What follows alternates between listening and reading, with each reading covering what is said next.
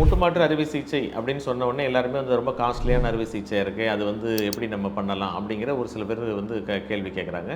பெரும்பாலும் பார்த்தீங்கன்னா இப்போ வந்து நம்மளுடைய இந்த செயற்கை மூட்டுகள்லாம் வந்து வெளிநாட்டிலேருந்து வரக்கூடிய மூட்டுகள் தான் பண்ணுறோம். அதனால் அதனுடைய விலை கொஞ்சம் கூடுதல் இருக்கும். இன்னொன்று அறுவை சிகிச்சையுமே வந்து என்ன செய்யுது, கொஞ்சம் ஹையர் எண்ட் சர்ஜரி, மற்ற ஆப்ரேஷன் மாதிரி ஈஸியாக பண்ண முடியாது. அதுக்குன்னு சில விஷயங்கள்லாம் நம்ம வந்து நல்ல முறையில் பண்ணால் தான் நிறைய வருஷம் அது உழைக்கக்கூடிய மாதிரி நம்ம பண்ண முடியும். அதனால தான் அப்படி கூடுதலாக இருக்கிறது. ஸோ அதுவுமே நம்ம எப்படி நம்ம குறைச்சி நம்ம பண்ணலாம் அப்படின்னு பார்த்தீங்கன்னா, ஒன்று வந்து நம்ம வந்து இன்சூரன்ஸோ அந்த மாதிரி உள்ள முறைகளில் வந்து எல்லா விதமான ப்ரைவேட்டு கவர்மெண்ட் இன்சூரன்ஸ்லையுமே என்ன இருக்குது, இந்த மூட்டு மாற்று அறுவை சிகிச்சை கவர் பண்ணுறாங்க.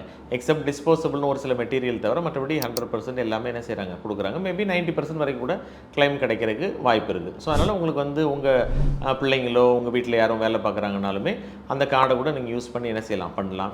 அறுவை சிகிச்சைக்கு 2 நாளைக்கு முன்னாலே அந்த கார்டை நீங்கள் கொடுத்தீங்கன்னா நம்ம அதை ப்ராசஸ் பண்ணுவோம். ஸோ ஆட்டோமேட்டிக்காக அது வந்த பிறகு கூட நீங்கள் என்ன செய்யலாம், அறுவை சிகிச்சை நம்ம பண்ணிக்கலாம். ஸோ இன்சூரன்ஸ் மூலமாக கண்டிப்பாக மூட்டு மாற்று அறுவை சிகிச்சை நம்ம வந்து பண்ண முடியும்.